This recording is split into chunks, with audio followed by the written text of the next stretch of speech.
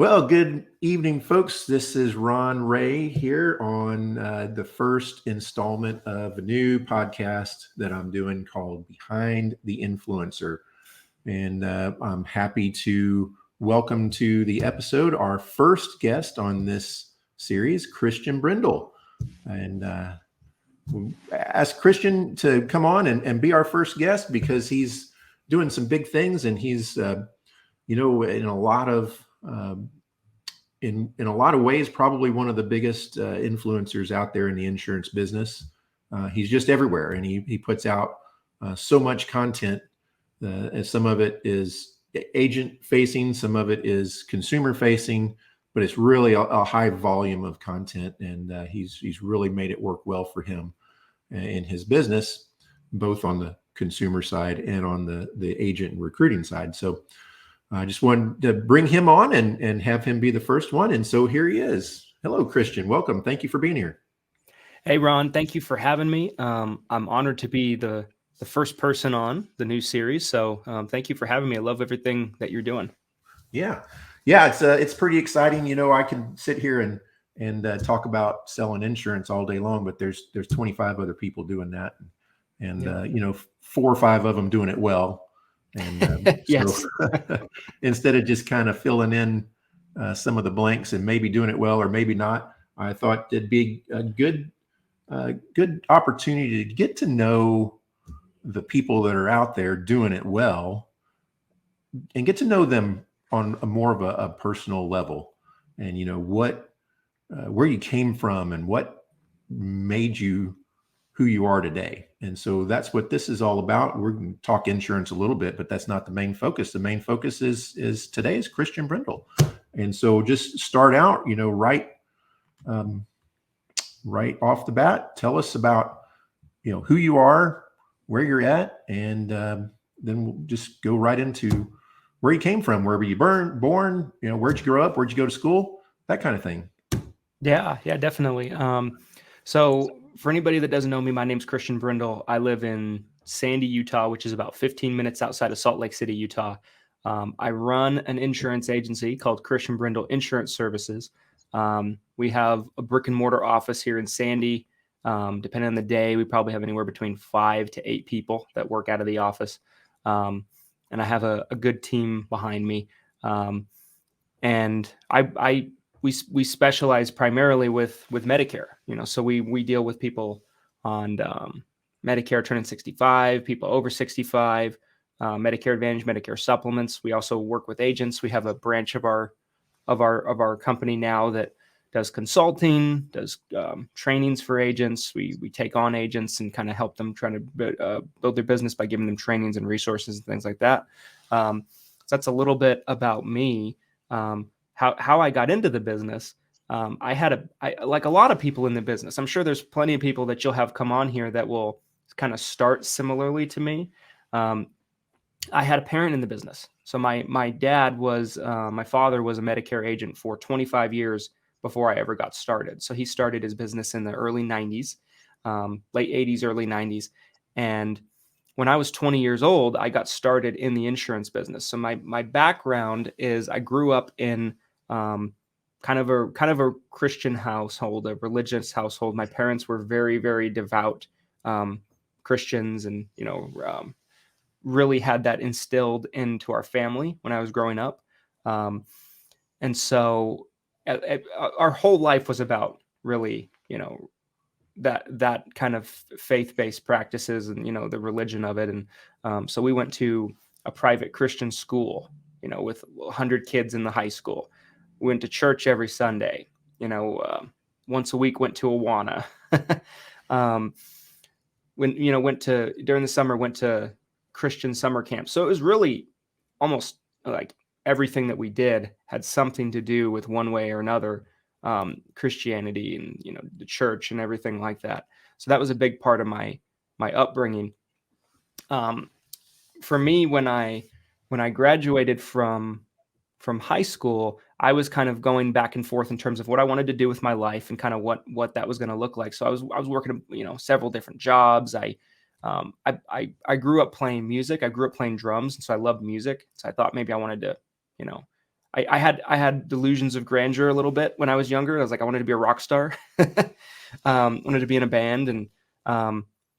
And then, once I realized that wasn't going to work, I tried, doing a bunch of different things and did some multi-level marketing things. And then, kind of after just kind of going back and forth, my dad was like, why don't you just come work with me? I think you'd be good at it. You like people.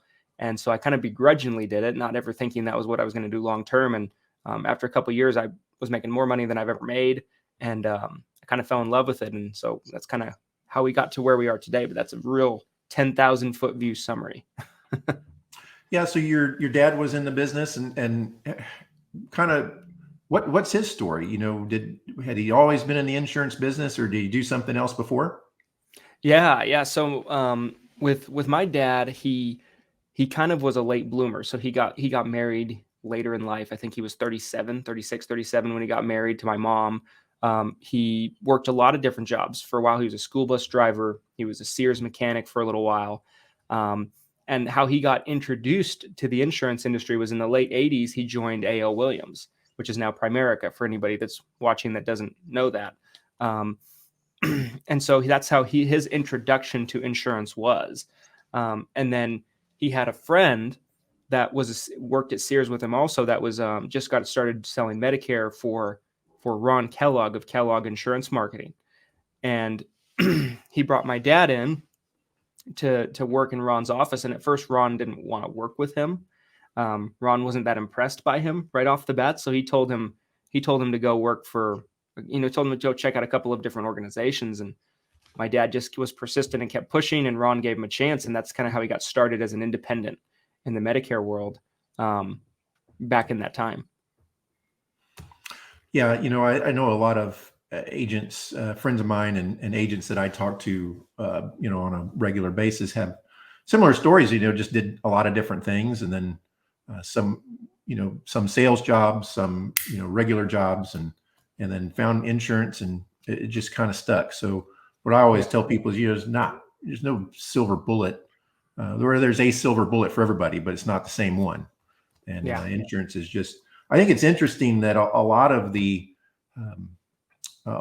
big names in our circles, social media, insurance circles, are kind of legacy agents. Their dad or their mom was in the business, and they catch a lot of flack, because of that. And a lot of people will throw a lot of shade their way, saying, "Oh, you had it handed to you." And I see, for the ones that I know personally, and I know their backstory, it's not the case. They worked, and their parents made them work for it. And do you think that maybe you did have an advantage though?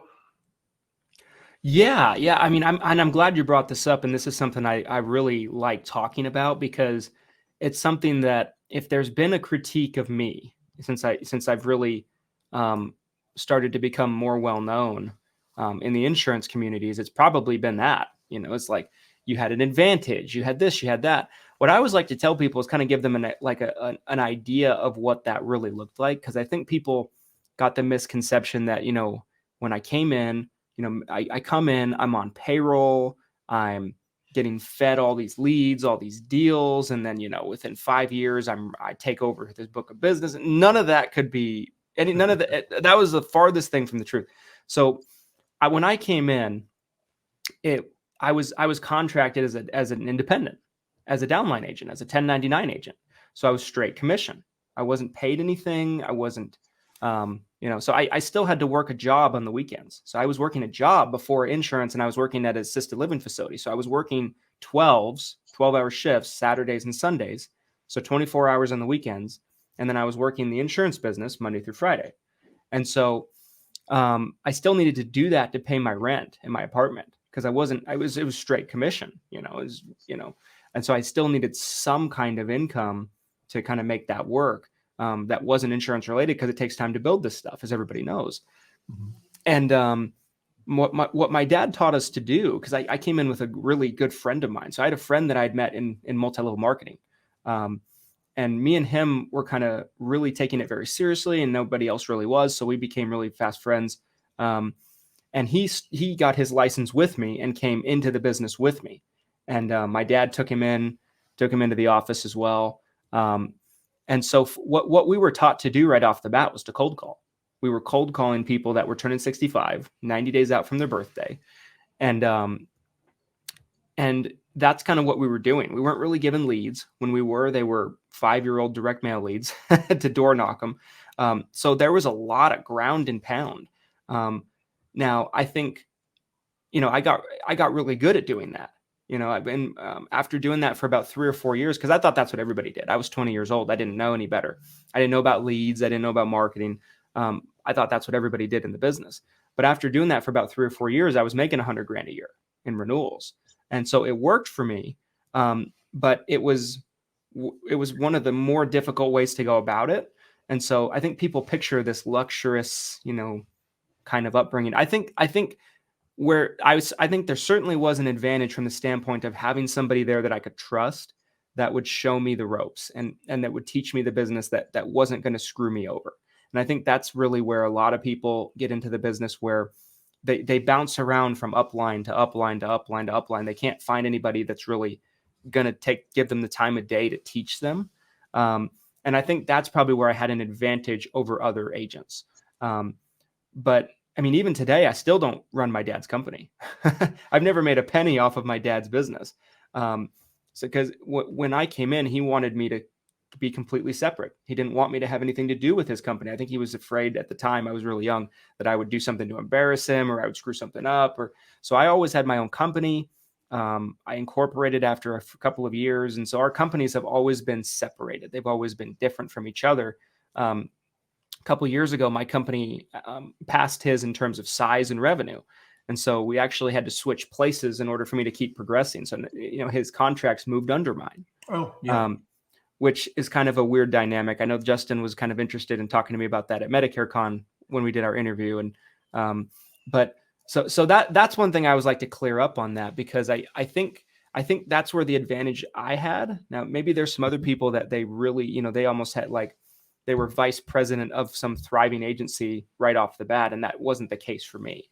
But I think it would be disingenuous to say I didn't have some kind of advantages in terms of the mentorship and the learning and the teaching. Right. And I think that's definitely where that advantage comes in, is you had somebody that you had watched, come up in the business yourself. What you'd watched your dad come up in the business, and you had somebody there that didn't sugarcoat it. Right. Mm-hmm. So a lot of people get recruited into this business with, big pie in the sky promises that once you're in the business for 2 months, you figure out is all a lie. Right. So you were never fed the lie. You were never fed maybe you were fed the dream, but not the lie about the dream, that it's hard work and it's not easy, and you're not going to make $100,000 your first year. It's unlikely. Yeah. But your second year, you probably can. And if you're a superstar and just go out there and really, really kill it, you can make $100,000 your first year. Yeah. But the likelihood of that and the disappointment that comes with those promises is really what kind of starts to kill that dream and create that kind of gypsy agent that, like you said, just kind of bounces around and they end up blaming a lot of other people. But in my opinion, they have some other people to blame because they weren't forced to do it the hard way first. Or they were told that they didn't have to do it the hard way, but then they really did, because they didn't have any money to buy leads. They didn't have any money for marketing. I mean, I think that's a great point, because one thing that when I look back and look at my own, journey, I think one of the things that helped me become who I am as a salesperson, as a business person, as an agent, was going through the trenches and doing those hard things. I think if someone spends 6 months cold calling, is it efficient? No. Is it fun? No. But you'll be, if you're struggling with leads and you're struggling calling leads, cold call for 6 months and then see the difference, because the leads will seem like, easy peasy in comparison. Right. Yep, absolutely. So let's go back a few years and let's meet teenage Christian. What'd you do in high school? Did you play sports? Were you said you played drums? Yeah. How was that? What were you like? What kind of kid were you? Yeah, I describe myself as I would latch myself on to different things. I went through a lot of phases. I think every kid goes through that a little bit, but I would latch on to certain things, and I would get really into a certain thing, whether it be, I don't know, a video game, or whether it be a sport, or something, right? I would go through a lot of phases, and I get really into things. Um, whether it be music. And so for me, I did a lot of different things as a kid, because I would get very interested in something, but then I would within a short amount of time, it might be 6 months, it might be a year, it might be 3 months, but I'd lose interest. And I was very much like, you know, attention deficit disorder is what Yep. they told me that I had. And so for me, I played sports. I played soccer. I played on my high school basketball team, but again, it was a private small school, so it wasn't very hard to make the team. um, and that goes for pretty much all the teams. But yeah, I played a lot of sports. I always enjoyed playing sports. It kind of came and went, as my interest kind of, went back and forth over the years. I think for me, I wasn't when I think about myself as a kid, as far as academics go, is I wasn't a very good student. And that might surprise some people now, because now, I study things immensely. I read a lot. I'm just fascinated with growth now as an adult. But I talked to my mom the other day, and my mom told me, she's like, I never would have expected you to become who you are. And I look at her, I'm like, what were you thinking I was going to be? Like burger flipper at McDonald's? Like, did you think I was being homeless? She's like, no, no, no. I'm like, yeah, you did.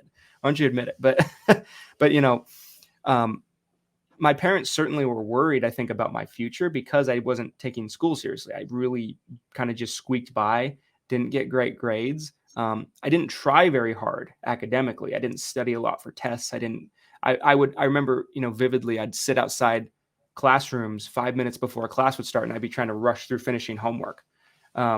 So academically, I wasn't a very good student at all. Um, I barely graduated my final year in high school, and so, um, I think for me, there was a lot of searching as a child, searching for who I am, what I want to do with my life. Um, and I think a lot of that came from, there's a lot of focus that's put on, oh, you have to get good grades to go to school, you have to get good grades to go to college, and you have to be able to go to a good college to get a good career. And when, there's just this trajectory that you're kind of put into from the moment that you start schooling. It's like, okay, this is the path. You can't go outside of the path. You can't, if you go off the path, you're going to fall off a cliff, and it's not going to be good for you. Um, and I just never really bought into that. I guess I was always, kind of looked at by my peers, and as by my teachers, and probably by my parents at times, that, like, why can't you just get with the program? And I never understood the program. I'm like, what's the point in all this? Why am I learning about isosceles triangles? Um, like, is this, I remember vividly, multiple times in school, I'd ask my teachers, be like, when am I going to use this in life? They'd be like, shut up, you know?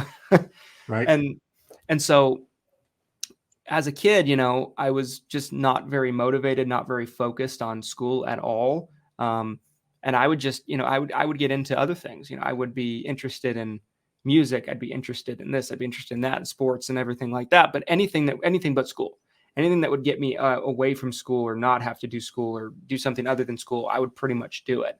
And I talked to a lot of people today about that, and they're surprised, because that's just the complete opposite of how I am today. But now I feel like today I have an understanding that what I'm learning, what I'm trying to become, what I'm trying to teach myself, has benefits and rewards, and I just never was really convinced of that as a kid.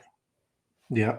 That's almost verbatim my school story. Same thing, very distracted, uninterested, uninspired, unengaged. And what did they do? They, tested me for learning disabilities and diagnosed me with ADHD and medicated me. And none of that helps, because that wasn't the problem. The problem was it wasn't my thing. Right. So, Yeah. um, and that I'm quite a bit older than you, but and so in the 80s, that's just what they did. They didn't have special intervention programs for kids and whatever they have now. They didn't have it then, so they kind of just tagged you with this thing, but they didn't really do anything about it. And so that's exactly my story. Same thing. The teachers would tell my parents, he's really bright, he's really smart, he's just not applying himself, and then having fights at home about doing homework, and and barely passing, make it probably in the last quarter of my small class at my rural high school. And I remember distinctly, not a whole lot of stuff I remember from school, but this one I remember because it really caught me off guard. And we were like, I think it may have been like the very beginning of my senior year of high school. We're talking with some friends, and one of them mentioned, I was, going to Texas A&M. I'm like, wait a minute, we just started our senior year. You already got into A&M? And the other one goes, yeah, I did too. The other one's, yeah, I'm going to Texas Tech. Yeah, I started Marine Corps and Marine Corps Reserve, and then I'm going to A&M. They'd already all done that. They all have plans. It wasn't even on my radar, not even in the slightest. And no one had ever, I guess, assumed it just wasn't going to happen for me. So they never pushed it on me, never sent me to, do the SATs and apply for scholarships or apply to college. So consequently, I didn't go that route.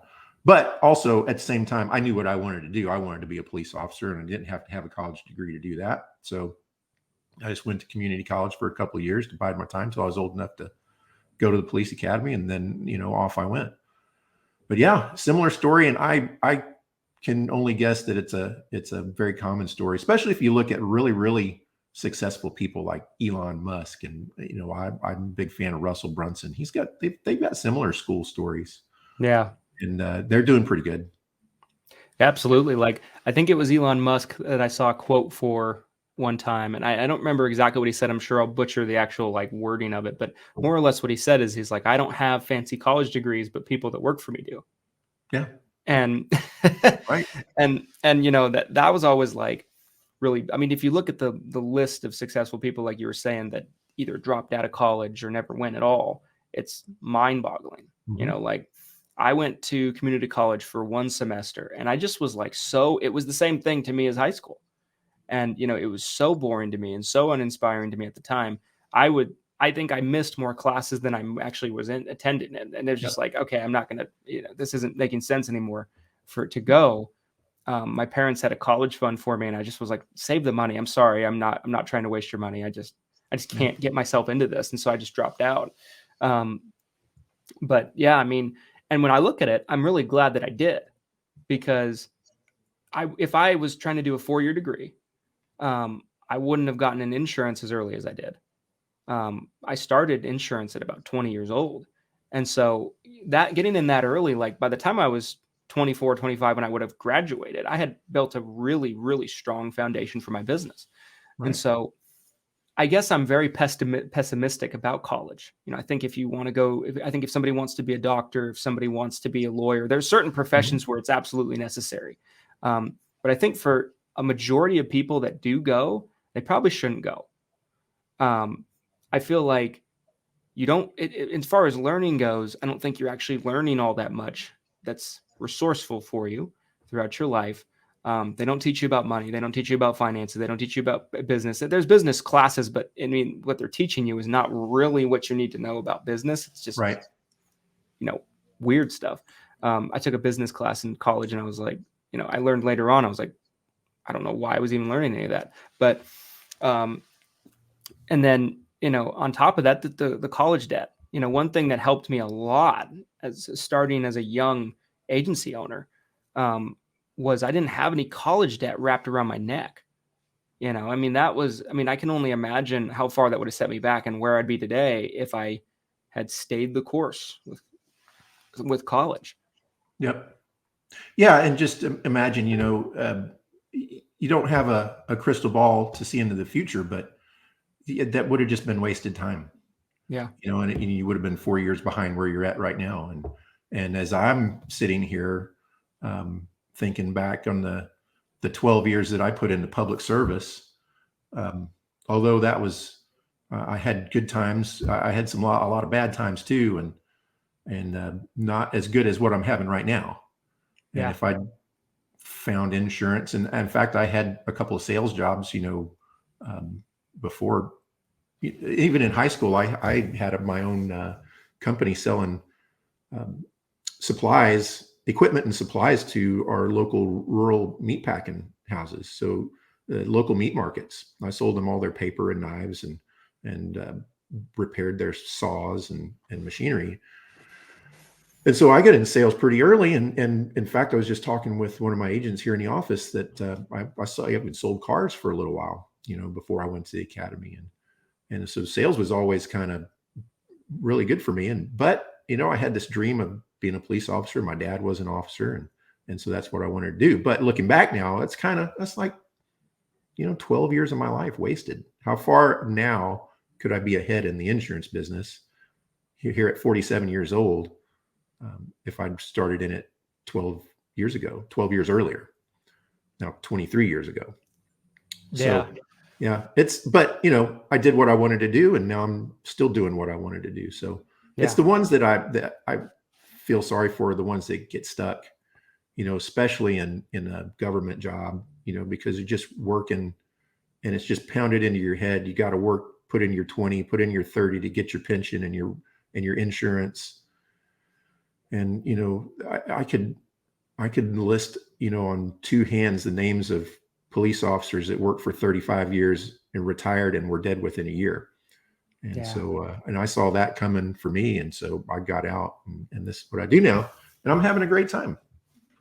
So, yeah, absolutely. I mean, it's interesting you bring that up, because like, reflecting back to your one of your previous questions about like, what kind of advantage did it give me by having a parent in the business? I think when I really think about it, the biggest advantage it gave me was allowing me to be introduced to the industry at the young age. Yep. I think that was probably the number one advantage, because without that, chances are I still wouldn't know that the Medicare industry was even an industry. Like, everybody I knew that was in the Medicare industry were people that my dad knew, and they were over 60.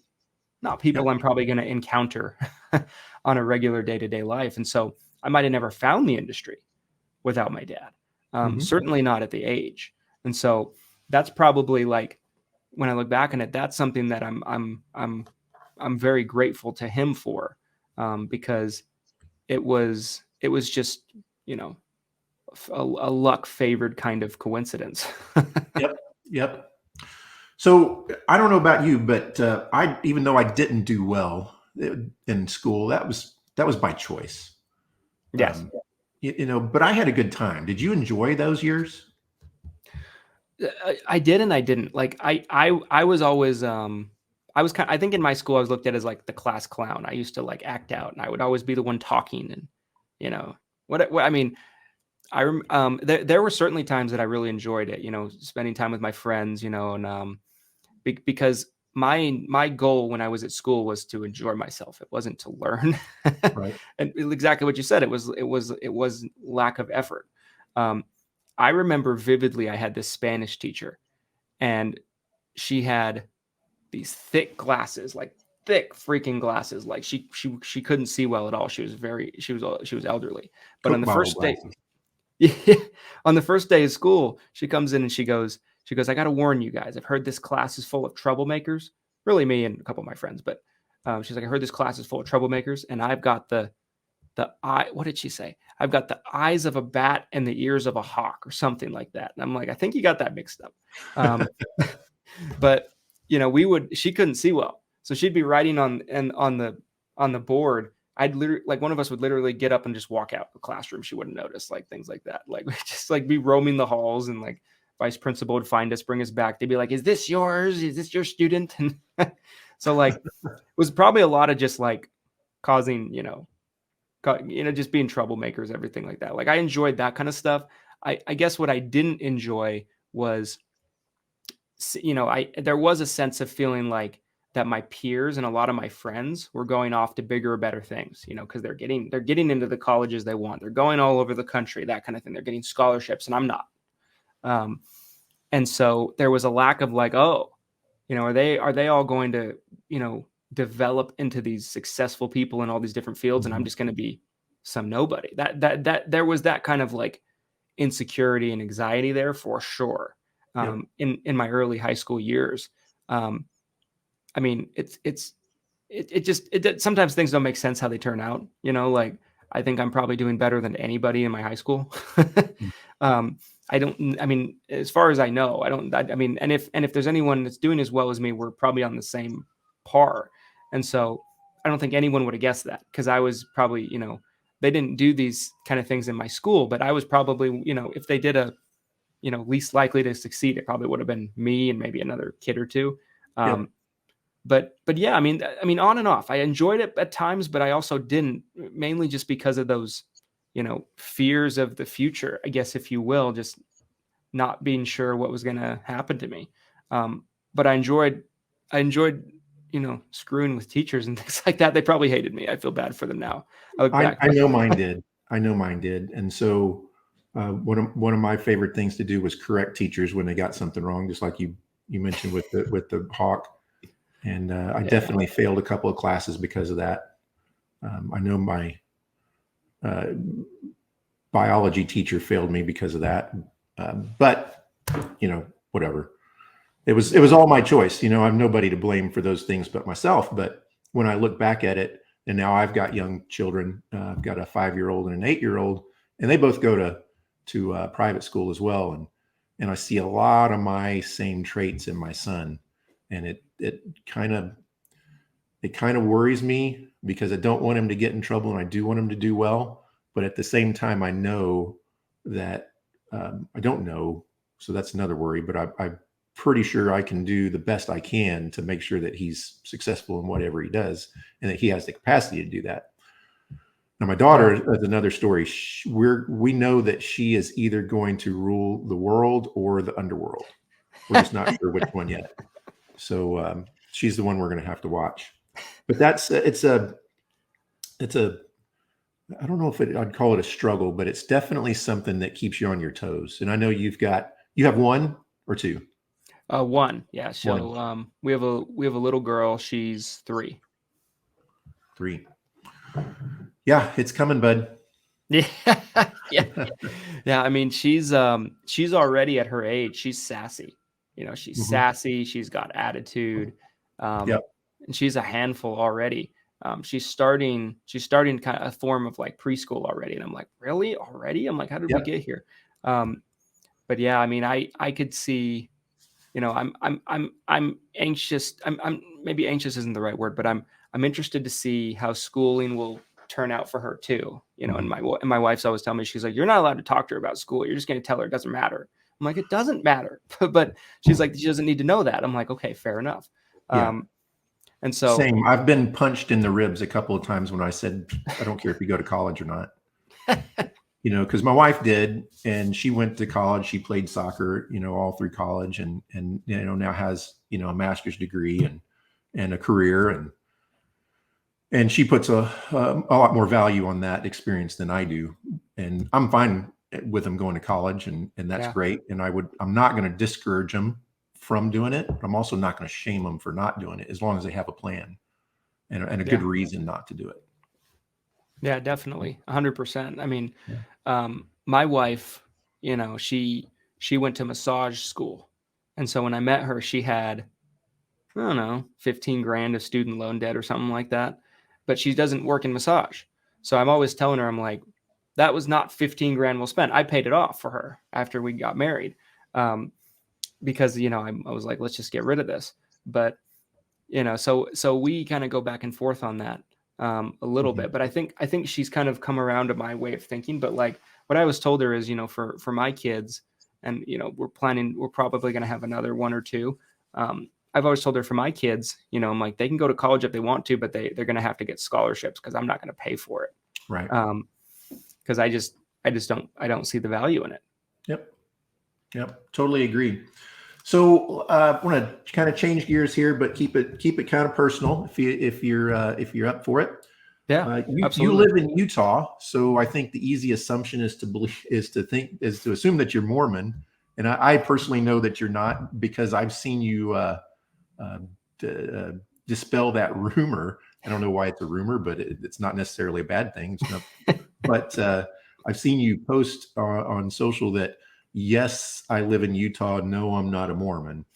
And so, tell me kind of about your spirituality, your faith beliefs, and kind of how you were brought up and where you're at now, if you don't mind. Yeah, absolutely. Yeah, I think a lot of people when they think about Utah, they think about TV shows they've watched. Like they've watched shows about like multiple wives and all this stuff. So like that's the thing that people think about. That's I think what's kind of like glamorized, not glamorized. That's not the right word, but focused on in terms of things that go on here in Utah. So when I first started kind of putting myself out there for agents and doing a lot of agent trainings and things like that, that was always just the assumption that people made. Because I think a lot of people that have never been to Utah, they think that everybody in Utah is Mormon. And that certainly used to be, I mean, the case. Like when I was growing up, Salt Lake City was 85% LDS Mormon. Mhm. Um, Now it's probably in the 40s. So it's under 50%. There's probably more people here that are non-Mormons that are. Not that there's anything wrong with being Mormons. I think some of the best Right, we people have to I add the Seinfeld disclaimer there. Not that yes. there's anything wrong with Yeah. that, Yeah. and there's not. I'm definitely not knocking the Mormons, but I think we have to address that. Yeah, 100%. I mean, some of the best people that I know in my life are Mormons. I have employees that are Mormons, so I mean, I think Mormons teach a lot of great principles, about family and everything like that. I think it's really strong. Um, the only reason, I mean, but a lot of people when they hear you're from Utah, that's kind of the first thing that comes to their mind. And so, I used to kind of put it out there because I would get a lot of questions, like, are you Mormon, from a lot of people. So I started to put, I started to post some things in the Facebook group and some other places, be like, yes, I live in Utah. No, I'm not Mormon. um, Not because, there's a problem with it or anything like that, but it's not, I'm not, like, it's almost like, are you colorblind? Well, no, I'm not. Well, so and so told me you're colorblind. Well, I'm not. Like that kind of thing. Um, and so for me, as I was talking about earlier, I grew up in a very very strong Christian religious household. My parents, my the other I mentioned earlier about my dad kind of doing a lot of different things in his younger life. He was a pastor for a little while. He went to Liberty for his college education.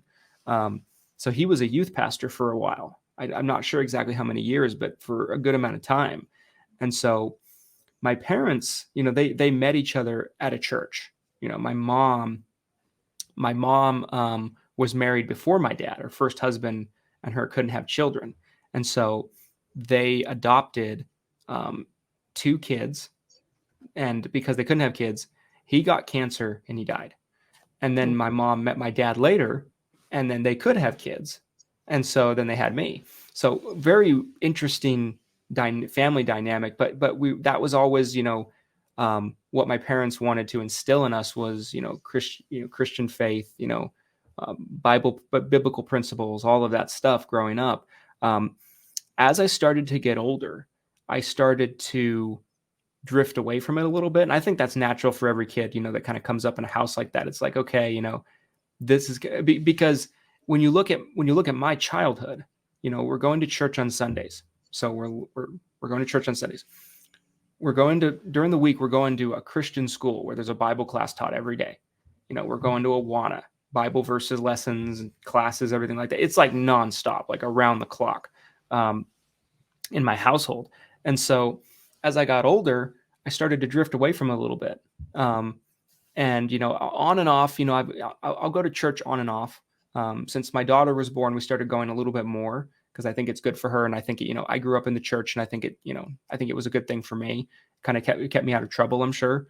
But I would say that I still believe in it, but I'm very interested in other types of religious beliefs. I feel Mhm. like I'm very interested in just kind of learning what other people believe in. So I've I've studied Mormonism. I've studied the Quran. I've studied not a lot. I've read maybe a couple books about them and kind of what they believe and things like that. Mm-hmm.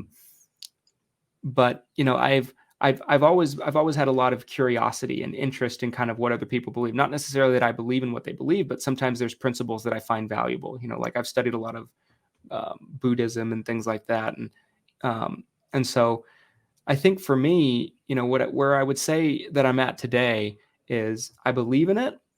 I don't go to church very often. I wouldn't say that I'm super engulfed in it like maybe I used to be. But I still believe in it, and I still believe that it's probably what I would identify myself as. But I'd say that I have a lot of curiosity towards other faith-based, belief systems. I Sure. remember there was a documentary that came out a couple years ago about Scientology. If anybody's interested in that kind of stuff, like it's called Going Clear. If you haven't seen it, really, really good. And it just goes into everything about what they believe, the history, like everything like that. I probably watched it 3 times over the years. Like it's really, really a good, fascinating documentary. And so I've always been interested in just different things like that. Not that I ever, not that I want to go join Scientology or anything like that. I don't want people following me around, but, but I think for me, there's always just been a bit of curiosity, but I still would identify myself as a Christian. It's just, but I definitely got away from it for a little while. And I think there was just maybe a little bit of burnout as a Mm-hmm. kid. And I think a lot of kids go through that are coming up in those really religious households. Like I know somebody right now that came up in a really strong LDS Mormon family. Mm-hmm. And, she moved out of her parents' house. She's like 21, 22. And she's going nuts right now. Like she's doing everything that she was ever told like not to do right now. Yeah. Yeah. And I think sometimes you see that, and so with households that are just really, really emphasizing it because I think the kids, they were, if anything, they're kept in a bubble. I know I was kept in a bubble, and I had a little bit of that as well in my youth, when I was really young. And so, yeah, I mean, I think I believe that spirituality is important. I think it's good for your development as a human being, and I think it's good for your your mental health for sure. And yeah, I mean, it's a part of my life, but it's not a huge part of my life either. Yeah. Yeah. So a little bit different for me coming up. We were more like holidays and funerals, kind of Christians growing up. We belonged to a church, but we went on Christmas and Easter and the occasional funeral. And as I've gotten older and in adulthood, did the same thing as you, kind of learned about and explored other religions, especially some of the Eastern philosophies, and then just kind of settled on Christianity and just the tenets around it, which is really just love people and treat people the way you want to be treated. Yeah. When it all boils down to it, and so that's what I do. And I tell you, now we're really immersing. I immerse myself in it a lot, and our kids are kind of doing what you did, growing up there in a Christian school, and they'll be at Awanas tonight. It's Wednesday night, so they'll be at that's right. Awana Club tonight, and church every Sunday. So with the hopes that they can, just kind of instill those values at an early age and just kind of be imprinted with them. But I think a lot of it is just who you're around. There's a big human element to religion, right? And that's the difference between faith and religion. Is religion is kind of defined by humans and can be distorted and led astray. So you just for me, I was fortunate enough, in adulthood to get around the right people in the right churches and kind of got me away from that jaded view of church people being a bunch of hypocrites, which certainly is a little bit of that, but it's not the majority. And so the church I grew up in, we would see people on Sunday morning. They're your best friend on Sunday morning, but you see them at the grocery store on Monday afternoon. They won't give you the time of day. That was always kind of my view of it. and I'm just learning more and more and maturing in my faith and trying to apply as much of that as I can to my everyday life. And I've noticed over the last couple of years, just without any real effort of my own, I don't do the bad things that I used to do nearly as much. I mean, even down to, alcohol, and not, I wasn't an alcoholic, but I would drink. I would used to be kind of an all or nothing kind of guy. When it comes to drinking, I don't do that anymore, and without even thinking about it. Part of that's probably having a family and not being able to, survive the hangovers as well as I used to. But and I don't road rage like I used to. Those kinds of things. I think that the faith has a lot to do with that. Just trying to be a better person. Yeah, absolutely. I mean, I think it was a good environment for us to come up in. My older brother turned out really good. He has his life together pretty well. I think I turned out pretty good. I had my life together pretty well. My middle brother had a lot of demons, but I'm sure we'll talk about that later. But it was one of those things where, as I got older, and as I started to get into business, I wanted to grow my business, and that's almost like obsessive. That's this obsessive, focus on growing my business and making something of myself. When I'm 20, 21, 22, 23, I think one of the things, and they always say, the Bible's good, God is good, but sometimes, as you said, man can taint religion with their own interpretations of things and things like that. I remember very vividly, going to a church, and I was talking to one of the pastors, and I was talking about all these things I want to do, and it was almost like they were shaming it. They're like, "Oh, this shouldn't be your focus. Your focus should be a God."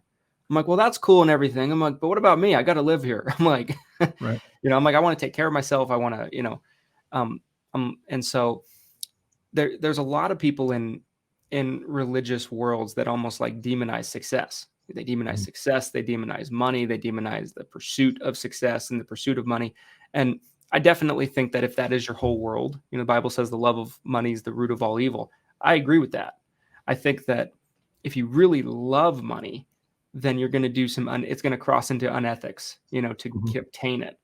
But I do believe, like, when what I've always believed is, you look at people in the Bible that are probably the most prominent, not all of them, like certainly not like a Moses or something like that, but like you look at like a King David, you look at like a King Solomon, people like that in the Old Testament that were, very wealthy people.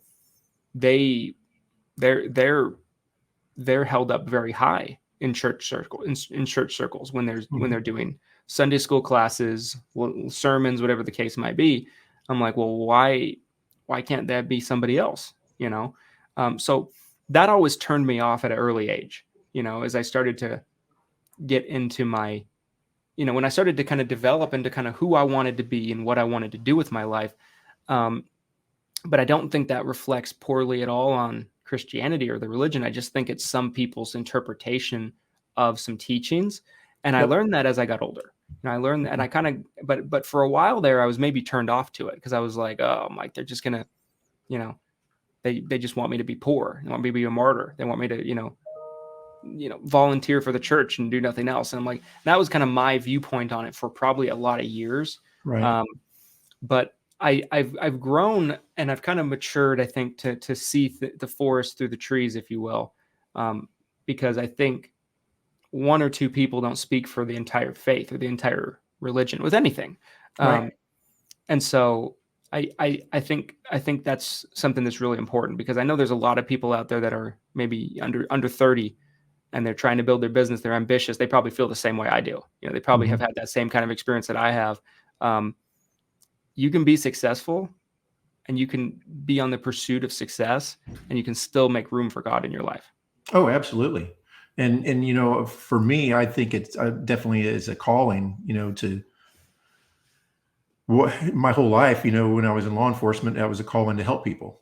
As a byproduct of helping people, sometimes I had to, put people in jail too.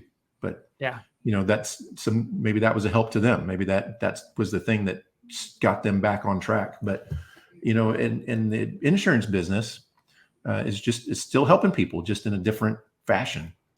But what I tell people and agents, because I do get questions like that, and it's usually, I'm gonna say something, it might make some people mad, but when I hear I see agents or hear them comment, or they tell me something like, I wish they wouldn't put scoreboards up, somebody will brag, or even a humble brag in a Facebook group, and somebody will throw a little hate their way, and like, you don't need to brag about your numbers. Why do we have to put these numbers up here? And it's really not about the money. It's about helping your client.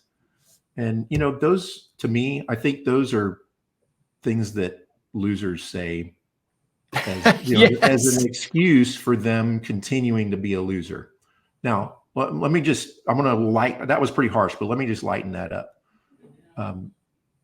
If you're a loser, it's either by choice, because you know what to do and you're choosing not to do it, or because you just don't know what you don't know. And so you're a loser now because you haven't learned how to be a winner. And so my whole purpose for being in business is to make money. That is the only reason to be in business, is to make money. Now, if you can find a business where you can make money helping people, that's even better. And that's one thing that's great about the insurance business, is I get paid to help people all day long. And I want to help a whole lot of people so that I can make a whole lot of money.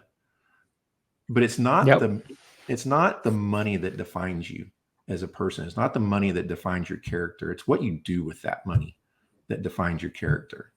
And so my goal is to be the guy that just anonymously donates, a new building to the church or to the hospital, or we actually, this is what kind of got me headed down this track, is we have a kids ministry, after school ministry at our church, and they needed some buses, and some local person just anonymously donated 3 brand new big full-size Bluebird buses. And that's a lot of money. And my wife will say that to me. We'll be talking about something that our church needs, and she goes, "Man, I wish we could just give them all that money." And that's my goal, is to get to that stage where when somebody needs a check, I can just write it, and I don't even care. It's not a big enough chunk to me where I even care about getting a receipt for the tax purposes. Just here it is. Just take it. That's what this money is here for. I can't take it with me, when I leave this place. So might as well put it to good use while I'm here. So that's always my advice. Make as much as you can, doing good things, and then do good things with the money. Yeah, I love it. And I've one thing I've been really, talking a lot with people lately about when I do coachings and I do consulting, and this topic comes up, because I could not agree more with you. I've gotten a lot of flack myself for saying similar things about people that make those kind of comments on social media and things like that. I've gotten into public feuds with people that they're like, "It's not about the money." I'm like, "Well, give me all your commission then." I'm like, "Because you clearly don't need it. You're doing God's work, Right. Like, just send it to me. I'll take it off your plate." Yep. And they're like, "No, I can't do that." I'm like, "Well, I thought it wasn't about the money." Like, it just, the conversation gives me a headache. But but I feel like if somebody is helping people at the highest capacity possible, like you said, the more people you help, the number of people you help is direct correlating with your earning potential in our space. Yep. And the people that are the top earners, the top producers that build the biggest businesses, those are the people that have the ability to change their communities and impact life for people more than anybody else. They have the ability to write those checks. They have the ability to help their church. They have the ability to, donate to a charity that they align with, in their viewpoints. And somebody that doesn't take that responsibility and doesn't, pursue that success, in that long-term vision, they can't do that.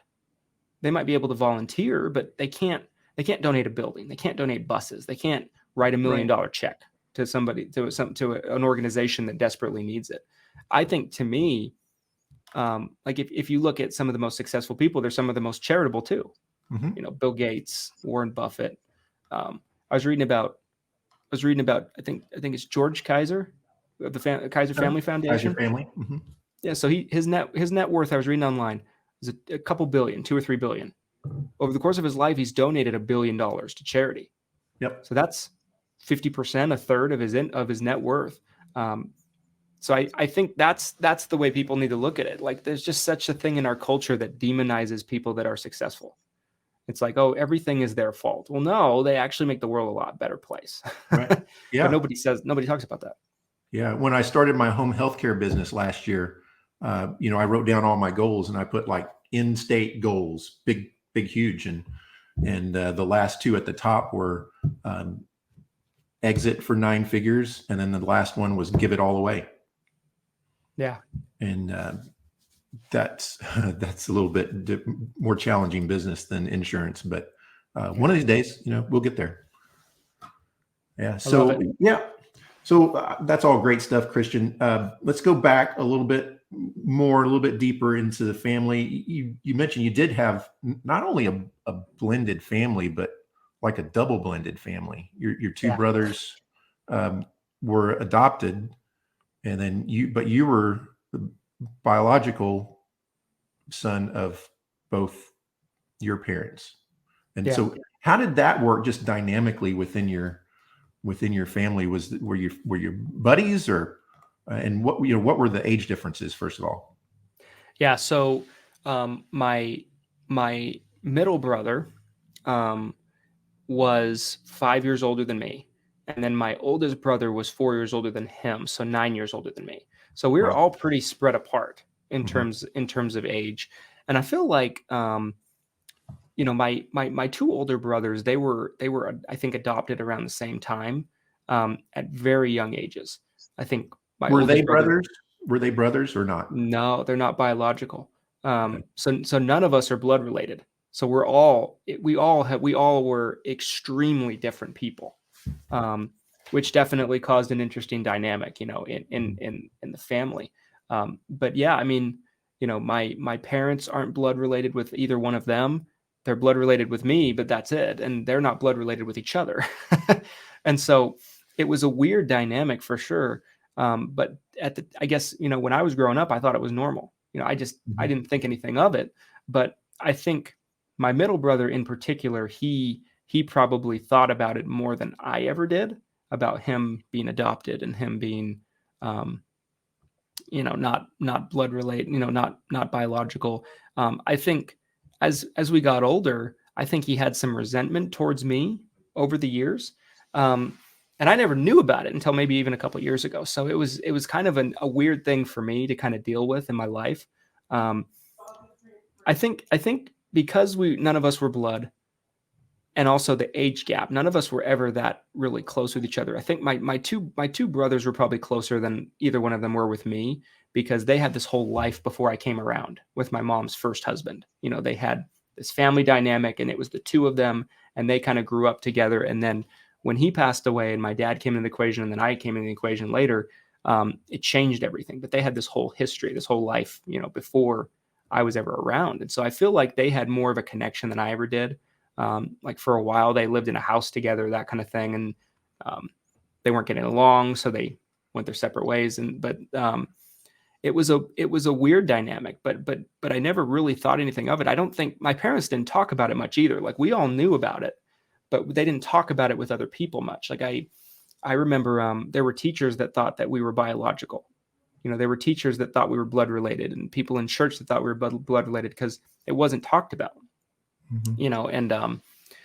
And so I think it just caused for, there were certainly things, that at time periods where we would be closer than others, we would do things together than others, we'd have interests that align than others.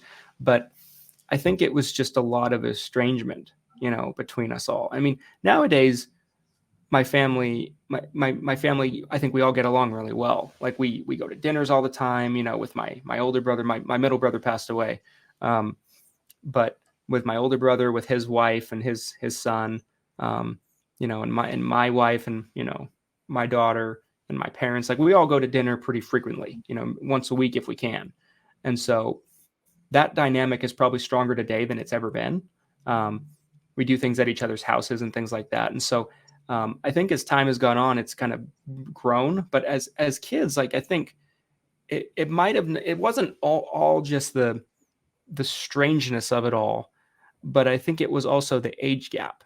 I think it's just hard when you have kids that are that far apart in age to relate to each other, or want to do too many things together, Mhm. and so it was one of those things, I think for sure, that there's a lot of things that was going on that maybe as a child I wasn't even aware of. My brother was going through a lot of things apparently, and Mhm. I think he had some demons with being adopted. I think that really bothered him. Um, as an adult, he went off to find his biological family, which was living in Minnesota, and I don't think it was the way he wanted it to be. Like, he built bridges with that family, his biological parents, and then before you knew it, that those bridges were burned. They weren't speaking to each other anymore after like 6 months. Like, and he had a lot of demons. He had a lot of drug and alcohol problems and things like that. And so he was kind of a difficult person to be around. And so, um, yeah, I think it's interesting because he had all this struggle with being adopted, and just he had all of these demons about this stuff. My oldest brother never seemed to. He never seemed to care. He didn't care Mhm. to know his biological parents. As far as he was concerned, my parents are his parents. Um, so there was no friction there. So it's just, none of us are blood related. So we're all different. We're all different in the way we look at things. We're all different personalities, vastly. And so that always, I feel like, made things um, just very unusual, I guess, to a normal family. Yeah. So your middle brother just passed away this year. And Yeah. so are these some things that you're just learning since he died, or I mean, you knew kind of, what So direction some of he was the heading in. so it was a lot of it I knew about it. Like I knew about his problems. He had spent some time in jail several times. I think it was like 3 years ago. He spent 4 months in jail. Um, he was married before. Years ago, he was married and he had a biological kid. So he has a son, he's about 10 years old. He's my nephew, Mhm. and he we knew about his issues, but we never knew like if he was better. He went to rehab a bunch of times. We never knew if he was better or if he wasn't. He always had this kind of way about him to where, you know, he I think he looked at himself almost as like a kid in high school, and he's like sneaking around mom and dad to get and he like that's kind of how he looked at things, which I'm like, dude, you're an adult, like that if you want to do that, there's nothing they can do to stop you. But you know, um, but he was there was a lot of it I already knew, but a lot of stuff came out and came to light after he passed. He passed back in July, and Mhm. he was he was going to be 35 years old this year. Yeah, I don't pretend to know what that's like, but I can imagine it's tough, regardless of, how strong or not your relationship was. Um, but it just looking on your experience and experience in my family and my wife's family and, clients, I hear their stories all the time. That's just such a burden of being a parent is to, Yeah. what if is there something that I can do or not do that would cause my children to go down that path or a bad path. And I don't think Yeah. that there is. um, you know they're either going to be good or they're not, and I don't know that for sure. I'm sure that there's definitely things that I could do as a parent to damage my kids, but I think most of those are pretty obvious, so try real hard not to do that. But I don't know. It's and Yeah. I don't really have any kind of answer for that, but it's got to be it's got to be tough. Um, I don't know, on you as a parent too, to kind of see how you were. raised and how your family dynamic was. And obviously you're with you and your wife and your daughter, it's different because it's different type of family makeup, but it's got to be Yeah. something you're thinking about. Oh, absolutely. Yeah. I mean, I saw the toll for years that it had on my parents, and I just would feel for them, and I, I believe, when I look back on it, it's always confusing to me too, after it happened, because I don't think we grew up in a bad family or had a bad family dynamic. My dad started to do really well in the insurance business. Um, we always had everything we needed. We were able to go to, private schools, good schools, like that. I think my parents did everything they possibly could to raise us, in the way, the right way, in the way that they would want us to develop out to. Um, I think that there was some things going on with him that I don't think there's anything you can do about. Only he Yeah. can. Only he could have fixed some of those issues. Yep. Um, Yep. and it definitely sucks. And I mean, for me, when it first happened, I had regret because I felt like, maybe there was some more I could have done, because we weren't really talking, at the time. We hadn't talked for probably a year. And so, the first thing I felt was regret. Like, maybe, I could have done something more. Maybe I could have, should have reached out more. I should have done this more. I should have done that more. So that, it's something that you always, wonder, and you'll always wonder, like, is there things you could have done differently? And I think that with my brother, he just wasn't happy with himself. I think is what it really came down to. And, and it kind of showed. It made it hard to love him sometimes. It made it hard to be around him. Bad temper, alcoholic with bad temper is not a good combination. Right. And it got him into a lot of trouble throughout his entire life. And so, I think that my parents, um, I look at everything that they did, and I just don't know what more they could have done. They would put him in rehab. They would pay for him to go to rehab. They would have him stay at their house for a couple months at a time while he, got back on his feet for things. Like, they would really try to go above and beyond, for him. And I think they would have done it for any of us, but they just, my brother and me, my oldest brother and me, we haven't needed that. I know they would do it for us if we ever had issues like that, but, Sure. yeah, it's definitely hard, and it's something that, we wouldn't wish on anybody. But yeah, I mean, I think inevitably at the end of the day, the more we reflect on it, it's like, what could you possibly have done? Like, Right. he was living in Minnesota at the time too, so he had moved to Minnesota, and he was living in an RV, because I don't know why. Just that's the kind of things he would do. He would do things. I'd be like, why he's doing that? And everyone's like, I don't know. Yeah. He just did he did what he wanted to do always, for Well, better I or for think, worse. obviously a tragic and painful situation, but if you try to find a silver lining, um, I'll try to, maybe I'll pick out a silver lining, and then I'll let you go, and then we'll move on and lighten it up. But silver lining, I think, is just it's you look at his experience, and you can hopefully grow as a person and a parent based on that, and see mistakes that he made, or that you made. If I was putting myself in the same shoes, and I've definitely had lost people, not tragically like that, but lost people that I regretted not being around more, when Yeah. I could have, and I just, out of laziness, wasn't. And so that's kind of the silver lining, or the learning experience, that I would see coming out of a situation like that. Again, I've not been through it, so I don't pretend to know. But Yeah. if I had to guess, maybe that's it. Yeah, definitely. I think, and I think that's definitely true. I think, if anything, I think the experience has and will, it brings, the rest of our family together. Mhm. It bonds all of us closer. And it's a cautionary tale, Mhm. because my parents, my parents were always super, against drugs and alcohol coming up, right? As most parents would be. And so my my brother, I think he just had this, his personality was that of such, I'm told not to do something, I want to do it, I want to try it out, I want to see what this is all about. That's his personality.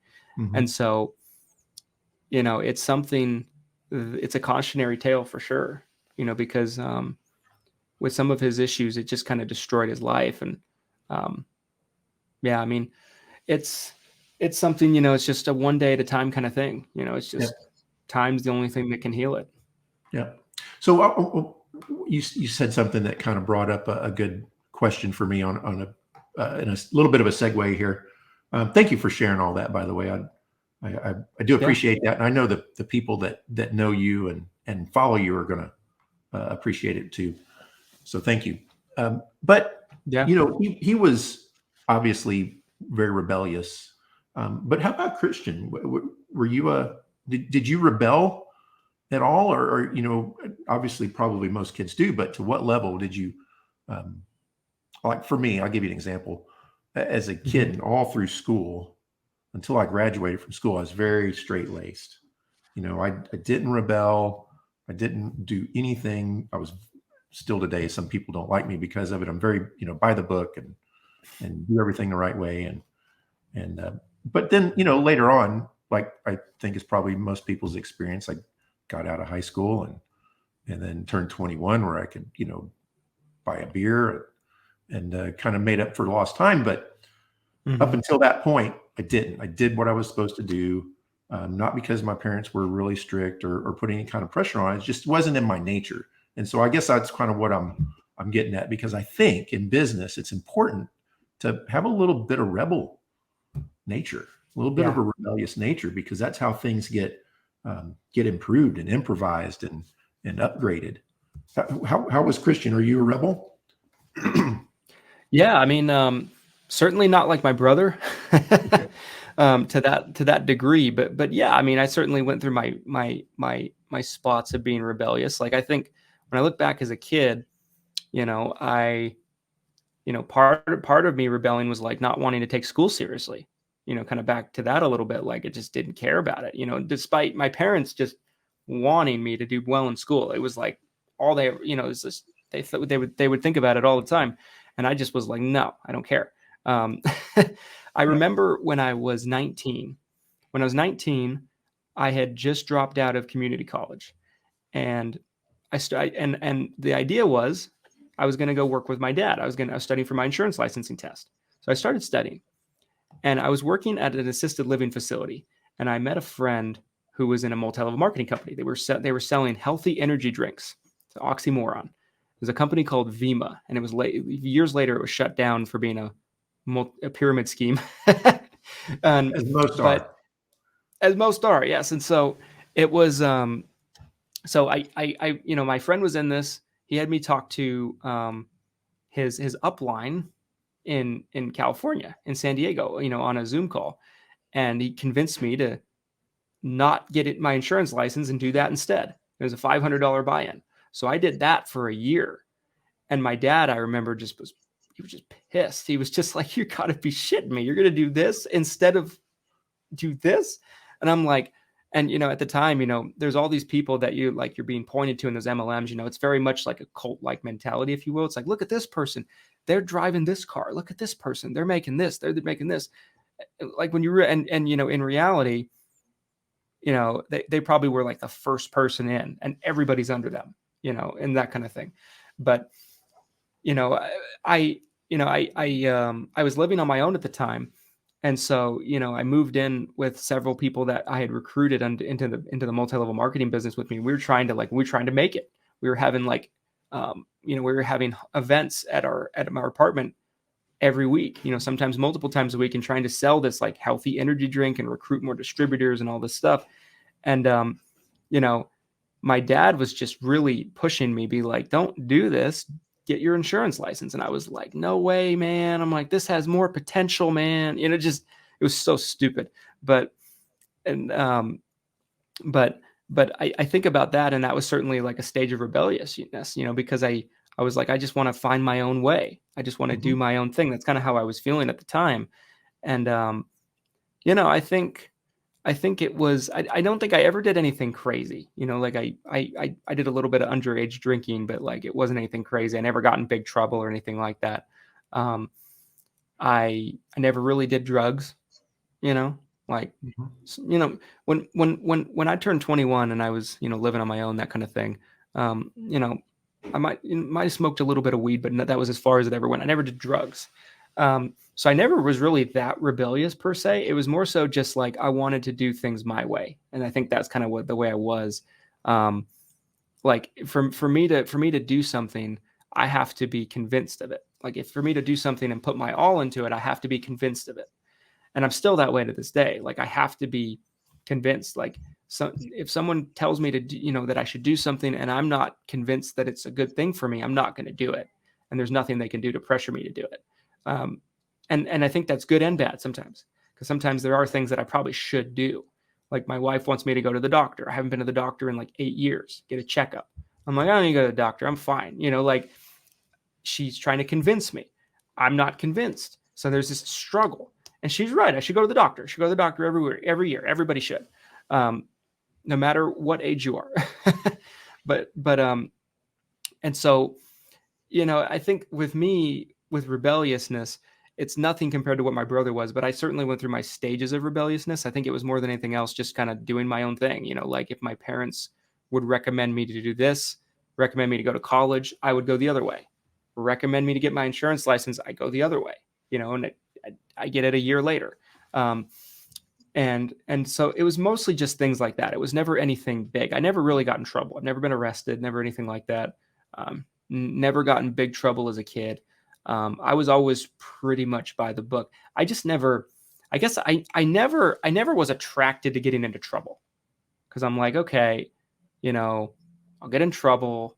I'll pay a fine, it'll go on my record, whatever. Like, I just always looked at it like, I'm like, what's the point in this? I'm a very logical person. I think even to this, even when I was younger, I think I'm a very logical person. And so I'm like, me doing this puts me at risk for this, and I don't want that risk. And I think that's always the way I looked at things. My brother was the rebellious one in the family for sure. But, I think every kid has their stages of rebellion. They want to do their own thing. They want to, kind of break off a little bit. But I don't think there was ever anything too crazy for me. What about in business now? How do you rebel now? How do you go against the grain? I love it. I think I know one. You put TRICARE beneficiaries on Medicare Advantage plans. Yes, that is definitely that's at the top of the list. No, but seriously, go ahead and answer. No, I mean, I think that's a great example though. Like, in business, I go off of my own experiences always. So if there's a conception about something, sometimes I'll want to try something and see if that's really true. See if that's really real. Whether it be a marketing trend, whether it be putting a Medicare Advantage plan on a TRICARE for Life beneficiary. With that, kind of where that came from was I had a United Healthcare manager here in Utah that was actually the one in my second year. He's like, you can write these people. I'm like, I can? He's like, yeah. He's like, and it doesn't hurt them really. Like, this is how it works and everything like that. I'm like, well, Humana told me I can't do it. And everyone else told me I can't do it. And my dad told me I can't do it. And he was just like, no, he was very smart. He went off actually to leave United Healthcare a few years later and start his own agency in North Carolina. And he's done incredibly well. I think last I heard, he was getting close to being able to do like a acquisition deal. So he's very smart, but he's the one that taught me. And so with that, I started, talking about it. And I was like, all of a sudden, public enemy number one in the Medicare world. Like, they're like, you do what? Oh my gosh, you're making people lose their TRICARE benefits. And it's just this.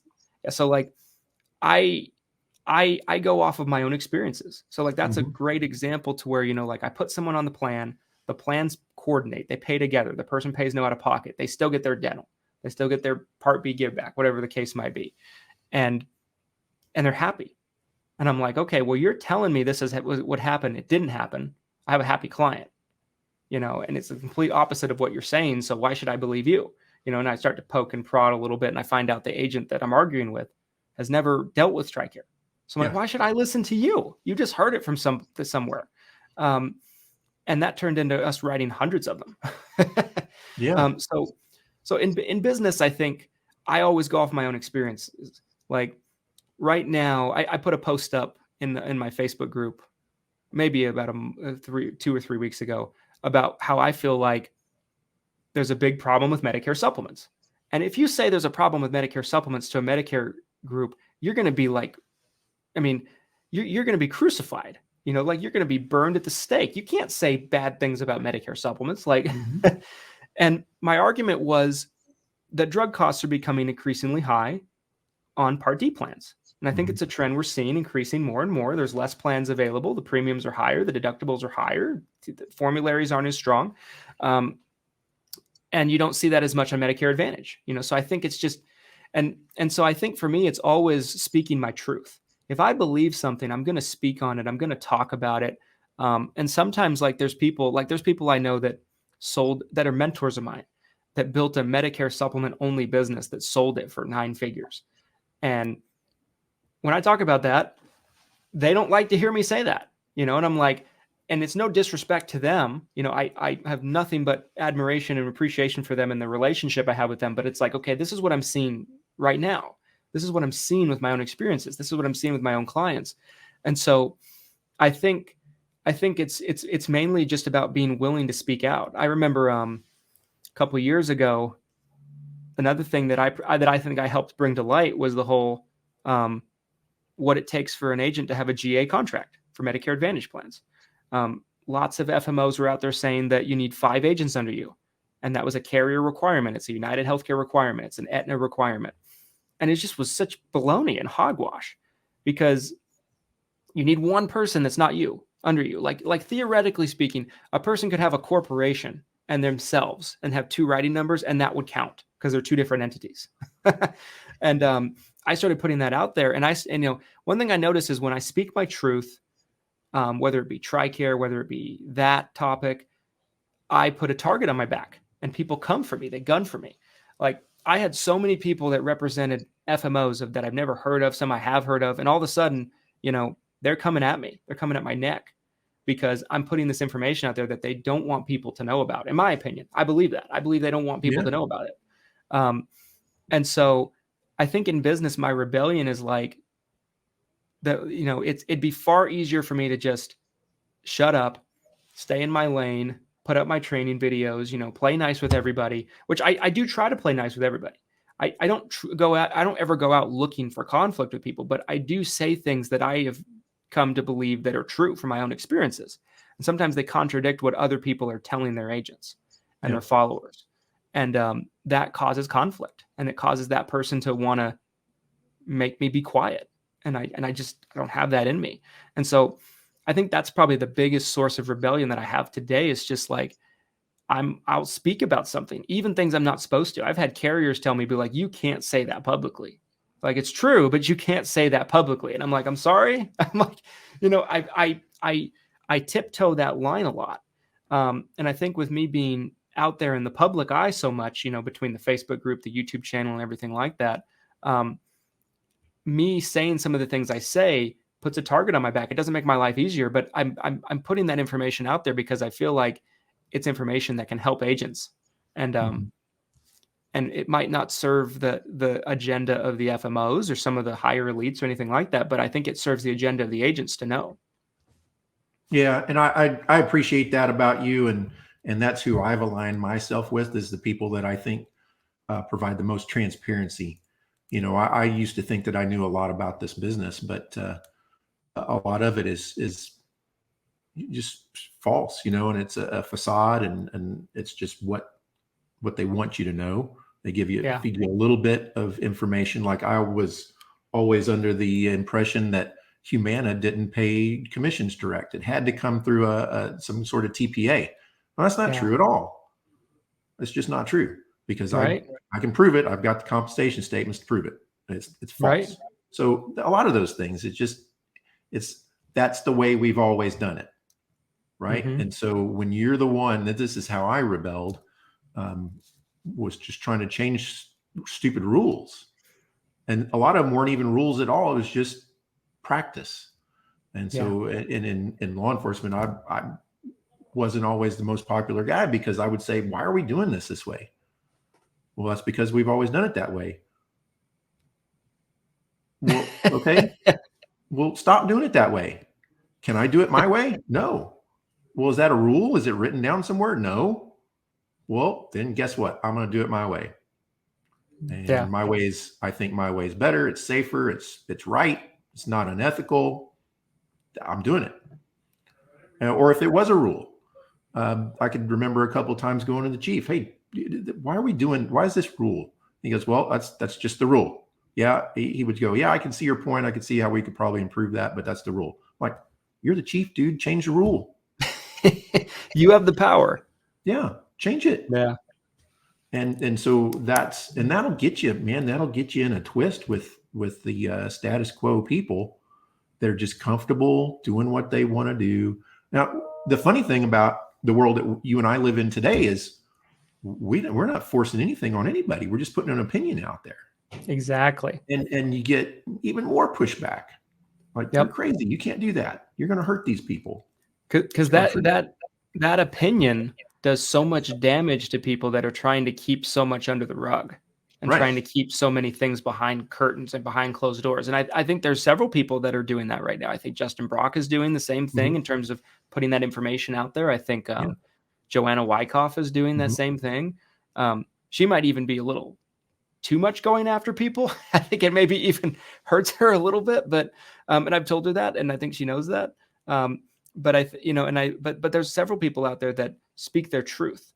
And I think for me, it's about speaking my truth. As long as I'm not breaking rules or breaking compliance rules, if I find something out that's almost like, I look at the two things in my career that were like, I felt like I was living in the Matrix, was this GA conversation, this general agent conversation about recruiting downline with Medicare Advantage, and the TRICARE conversation. I felt like for many years I was living in the Matrix with those two conversations because nobody would, like, it's just, and the TRICARE thing still happens, by the way. Like, someone just went into Six Figure the other day and posted a question about it, and someone's like, the person will lose their TRICARE, and I just booted them.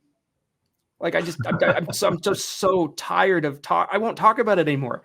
And people think I'm just, there's all these legendary online battles that I've gotten into, and everybody's groups about this. I just won't do it anymore. I'm like, people will tag me hoping to bait me into it because they just want to.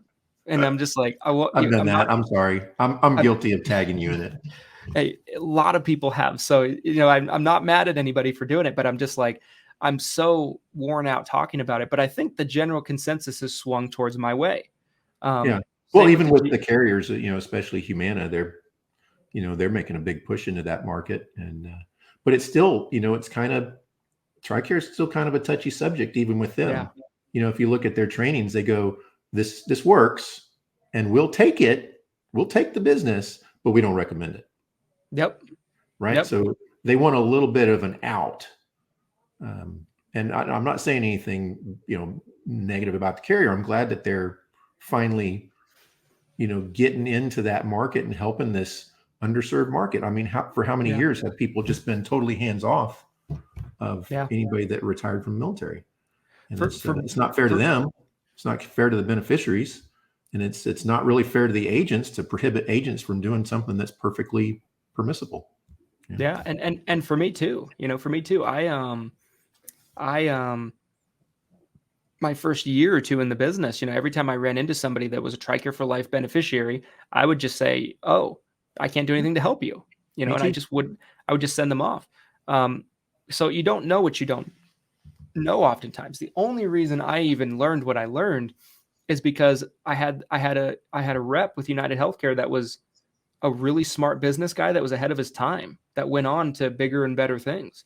But that's the only reason why I knew about it. But I think a lot of that, is you make a lot of enemies without trying to make enemies. I've had people that I said something that, and I had no awareness of this, but I would say something about something, the way things work from my perspective and my experience.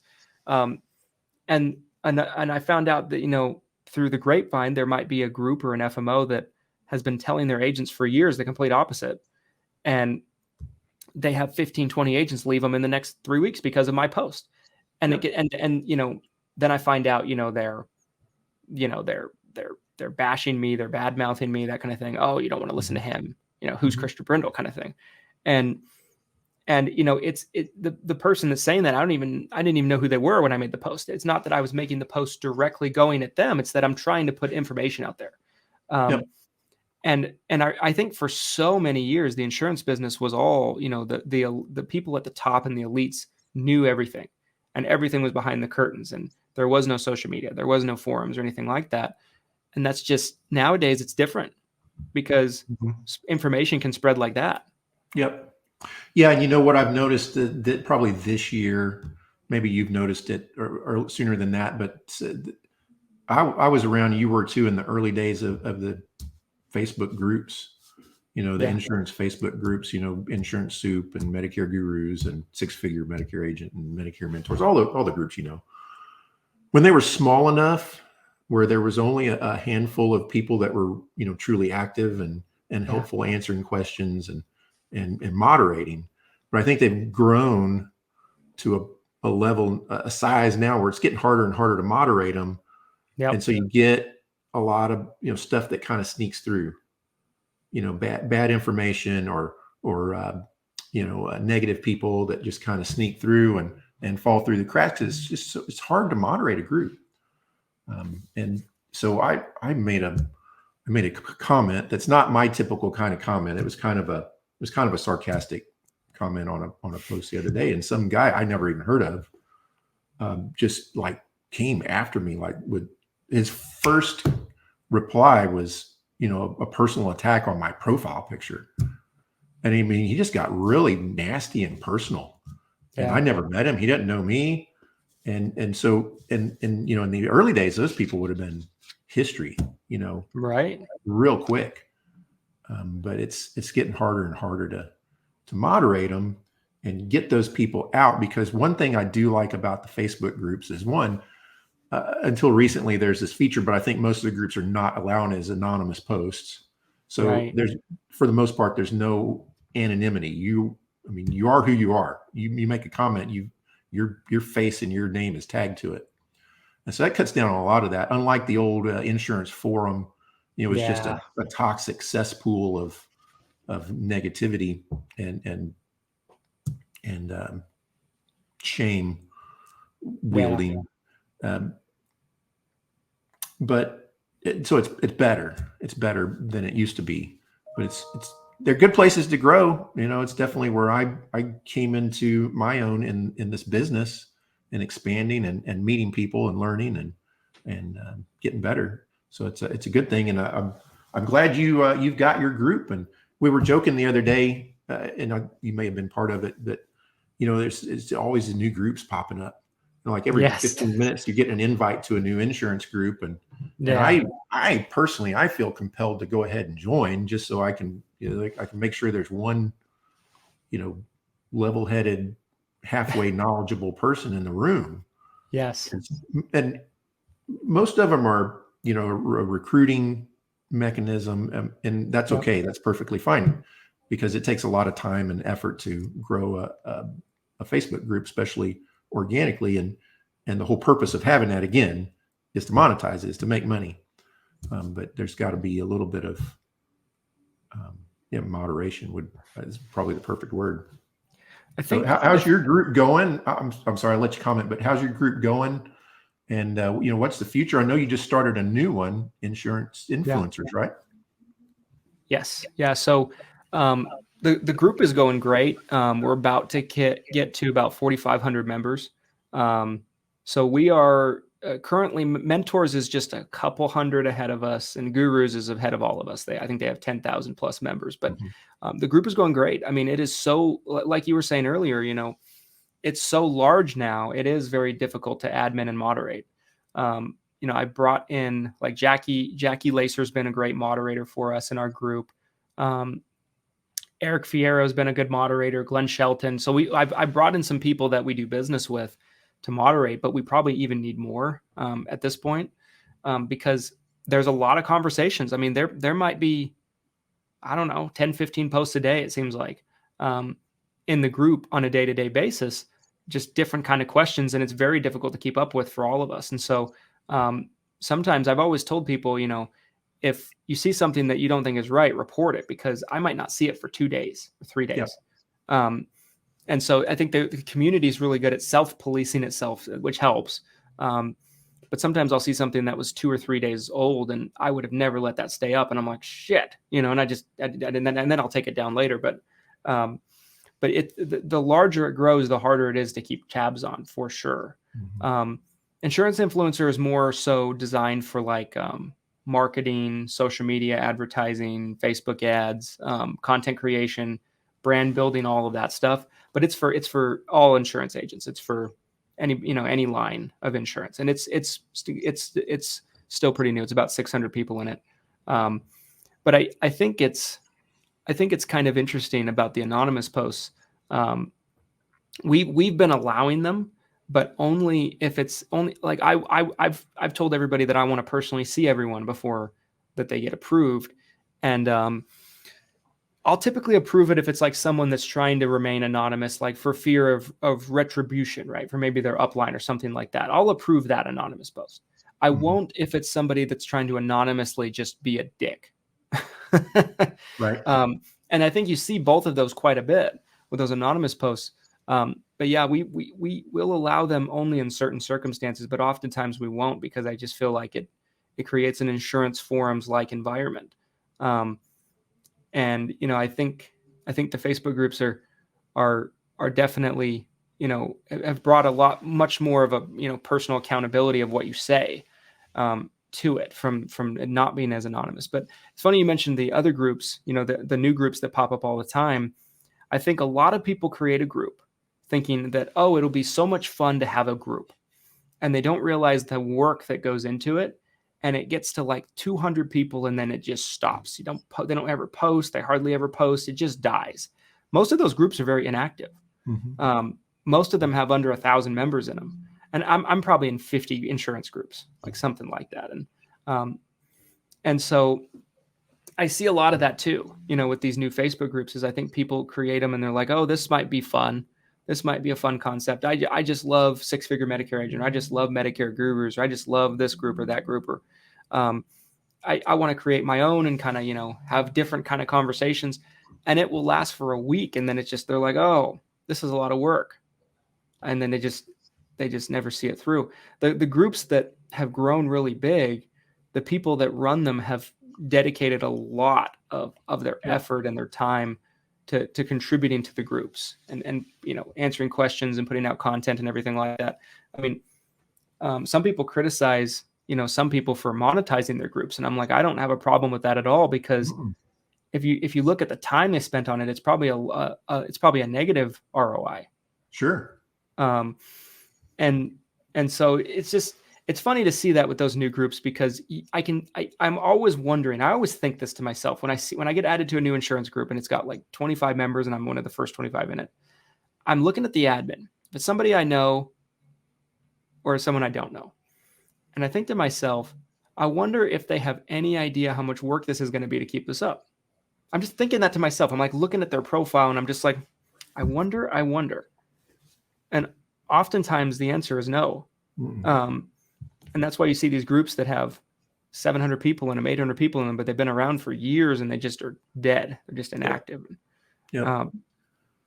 Yeah, it really is. And it is difficult. I own a group in the home healthcare industry, and just grown it just strictly organically. It kind of slacked off this year. And yeah, the growth is, cut in half. I think we're up to 14, almost 1,500 members now, but if the admin doesn't contribute and on a regular basis, it's just like YouTube. The algorithm's not going to pick up on it. Yeah, and it's not going to push it out to people.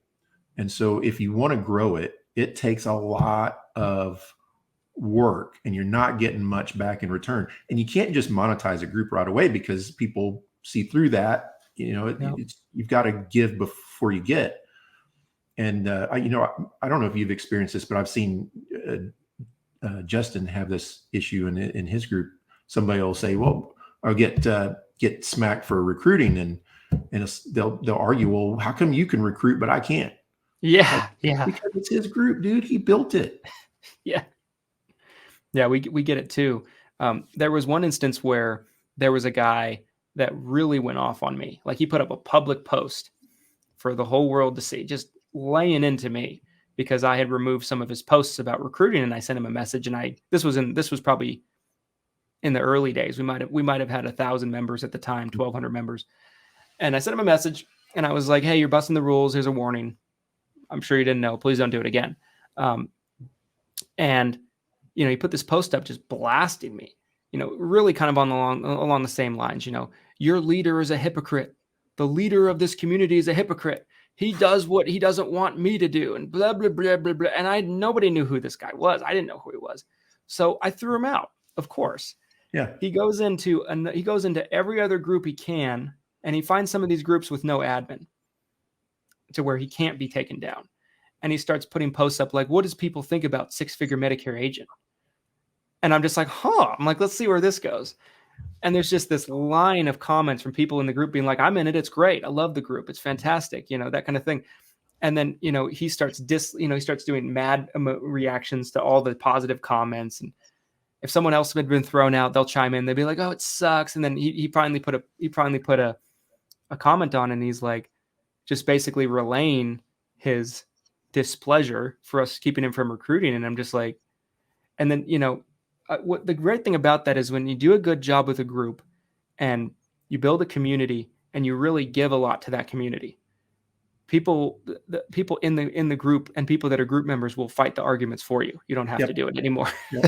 Yeah. And I think the growth probably becomes a little bit viral at that point too.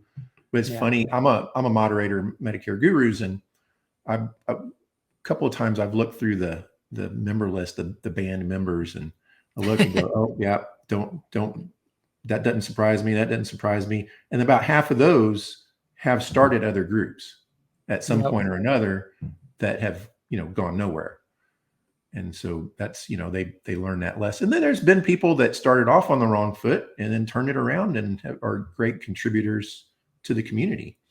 Yep. And so it's really just about attitudes and how you treat people, going back to that. Yep. All right. So want to start wrapping it up here, but I got a couple other things I want to hit you with. I've got some kind of just pre-prepared questions, but we're going to go through them kind of quick. And I'm going to just pick out the ones I think will be good now that we've had a good conversation. So as an influencer, content creator, you put out a lot of content, not just on Facebook, but you've got two separate, which some people get away with keeping their consumer and their agent content on one channel, but you've got two separate YouTube channels, and you put out a lot of content. And I know it's a lot. And for me, I run out of material pretty quick. And so where do you find inspiration to put out new content? I know it's easy to go back and recycle or update, like, Plan G for 2021 and do a 2022 video. Things like that are easy to update. But if you want to really have new topics and add new inspiration, where do you go to get that inspiration? Yeah. So in the early days, I was always looking at keywords. So keyword searches and things like that, just looking for what people were searching. But that very quickly ran out of topics, right? Because it only shows you like so many. And so I oftentimes will go and look through YouTube, and I'll type in insurance sales or Medicare sales training or something like that. And I will look for video topics that I find interesting that other people have done. I do this all the time. And I'm looking for a topic of a video that's performed well. And I'll never watch the video because I don't want to accidentally, take their information or anything like that. But I'll find at least a topic idea, and I will take the title and I'll make my own spin on it on a video. I do that all the time. I'm also just thinking about, I mean, things pop into my head all the time. It's almost like if someone's like a songwriter or someone's like a a poet or something like that. They keep like a journal with them and they jot down ideas before they forget them. I'm the same way. So I keep notes on my phone on video topics that come to mind. Like I might be having a conversation, with an agent. I might be talking to someone in my office and something might pop into my head. I'll be like, that would be a great video. I'll jot it down. So it's a never ending struggle because it is hard. You can only recycle so much. You always want to try to keep the content fresh. I borrow topic ideas from other people because I think a lot of people do that. I do that. Yeah. And I think, it helps keep things fresh because it's not the same video by a mile. It's a completely different video from what they made, but the topic, it just gives you an idea. So that's usually how I do it. Yeah. Yeah. I do the exact same thing. And same thing. I try not to watch the video. I'm just scanning through a channel looking for, an idea. Long-term care, nursing home care, dental vision, whatever the topic of the day is or something, for agents, there's, for me personally, it's just a kind of an ethical thing. I try not to watch the video so that there's no chance of me copying it. Musicians go through that where they'll get accused of stealing a tune. Yeah. But I mean, gosh, in the 1,000 years of, music, how many different tunes could there be? Right. And once you've heard something, it's in your head and it's going to come back at some point. Right. So I try not to watch the videos. I just get but then there's always this guy, and I'm thinking of one in particular. I'm not going to say his name, but you know who I'm talking about because his name always comes up when you and I talk. Yeah. That's like, he'll make a new video that says, I was the first one to do this. And this, and he'll put a screenshot of his video that's got the date. And I was the first one that says that this plan was the best. And just recently, in fact, like this week happened again. And I'm just like, everybody knows you're first. Nobody cares. Right. We're all in this for the same reason. We're all just trying to do good and put good information out there. But there's plenty of business to go around. We don't need to compete that way. But, if you're copying people, then that's a different story. But yeah. Okay. Yeah. Yep. And so I had this question down, but I think I already know this answer. If you could have a billboard with anything on it, what would it be? Well, I have a few. With your face on them. Yeah. So, I mean, I think for me, because we do promotion for agents, we do promotions for consumers. We have both ends of our company, but I think billboards are more effective for consumers for Medicare. Because I think they're just the age demographic that would be more effective on.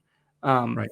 So I think for me, what we have on the billboards is probably what I would do, like my face, my company logo, our branding, big letters, big wording, you want it to stand out. You want it to catch people's attention, phone number big, call today, that kind of thing. That's what we put on all of our billboards, and it seemed to work. Okay. What's something that people misunderstand about Christian Brindle? I think people think that, especially with the early days of Six Figure Medicare Agent, I think people think that I am prickly, and I think people think that I look for conflict sometimes, and that couldn't be further from the truth. I don't want to have arguments or conflict with people any more than anybody else does. I think that's probably the biggest one. I think I'm a nice guy for the most part. I think I'm a pretty nice person. And I think a lot of people are starting to maybe have that conception because I think I've gotten much better at choosing my words more carefully when I post things. But I think in the early days, it was very insurance soup-like. You do something wrong, you get banned, you get roasted for it, that kind of thing. And I was just like, that's not the right way to do it. That's not the culture I want to build. Mm-hmm. Yeah, I think that's important.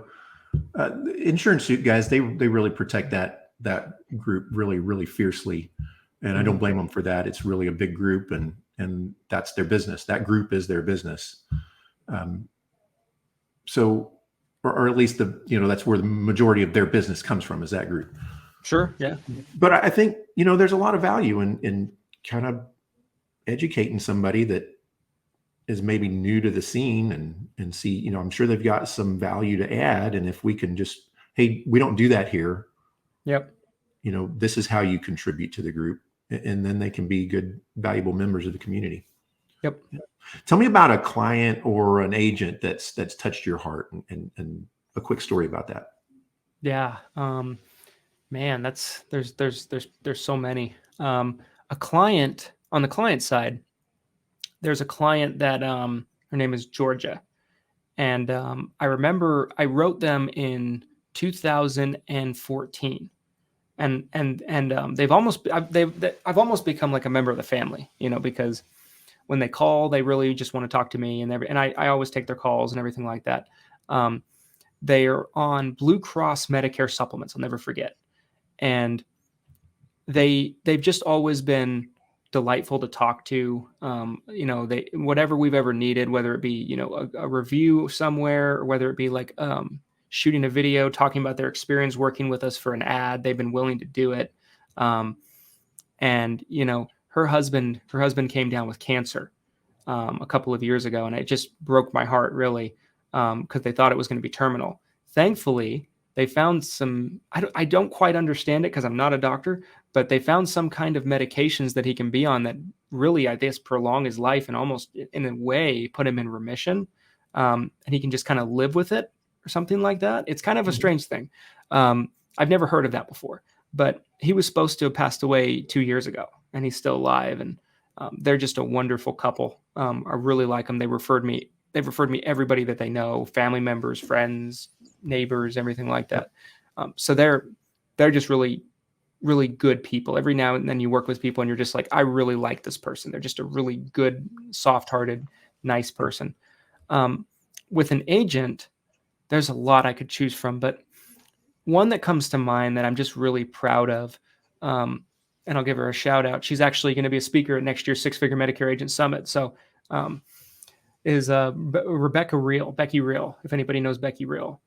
So Becky Reel is an agent in Pennsylvania, and Becky is a phenomenal producer. I don't even know. She's been licensed for probably almost 3 years now, and she has probably 500 or 600 clients already. She's a dynamite agent, and it was interesting because her story was she got licensed. She was licensed with an upline that just kind of didn't really give her a lot of attention. It was kind of like they contracted her and then they didn't really train her after that. So she was self-taught. And her first year in the business, I came out with Six Figure Medicare University. So she got into it. And from what, she told me, she went through it many times. That was kind of like her schooling of the business. And from there, she went on to take some other courses and classes and really kind of educate herself. She's self-taught in almost everything that she knows. She didn't have anybody like, do this, do this, do this. And within a year, she was like, I'm learning most of the stuff from Christian anyway. I might as well move my contracts to him. So she moved over to us, and she's one of our best agents by a mile. But she stands out to me because even before she moved to us, through partially Six Figure Medicare University, but I'm sure there was other things she was self-teaching herself on too. She was an electric agent. She was a dynamite top producing agent. And it was really self-taught. And there's very few people that can do that without really having somebody, hold your hand. She didn't really ever have anybody holding her hand. She self-taught herself through courses, trainings, videos, all kinds of stuff. And it's remarkable what she's been able to do. So she's probably the one that comes to mind the most. Good. All right. We're almost out of time. I got a little bit of a lightning round thing here. I want to, we talk about, I lost my page here. Influencers, kind of in business, whether it's insurance, money. I'm going to give you a name, and I just want you to say yay or nay. Okay. And I'm ready. I'll give you like 3 seconds to think about it, but no comment, just yay or nay. All right. Okay. Dave Ramsey. Nay. Grant Cardone. Yay. Russell Brunson. Sorry, it cut out a little bit. Oh, I didn't hear that Russell Brunson. Yay. The Kardashians. Yay. Patrick Bet-David. Yay. Gary Vee. Yes. Brad Lee. Nay. All right. There's no right or wrong answers there. Just wanted to get your ideas. We agree on almost all of those. And so that's the end of it. Christian, I really appreciate your time. I want to give you the last few minutes to just kind of talk about what you've got going on. I know you've got a new book out and you've got the conference coming up. So fill us in on those details and then we can wrap it up. Awesome. Well, Ron, this was a great experience and I really appreciate you having me. These kind of interviews are great. There's a lot of value that can be had from people watching them, but they're also just great conversations. So I really appreciate you having me. And first and foremost, the book that we have that just came out, it's called Superstar. The full title is Superstar: What Separates Top Producing Insurance Agents from the Mediocre Ones. We've got blurbs on the back from a lot of industry leaders that people know, people like Tony Merwin, Joanna Wyckoff, Eric Fierro. Glenn Shelton wrote the foreword for it. So we put a lot of effort into it. It's a book that, and I have a copy of it right here, if people want to see it. You can find it on Amazon. And it's all about what separates the top 1% of insurance producers from the rest of the 99. That's really what it is. What are their characteristics? What are their habits? What do they focus on? How do they think about money? How do they think about business? How do they think about life in general?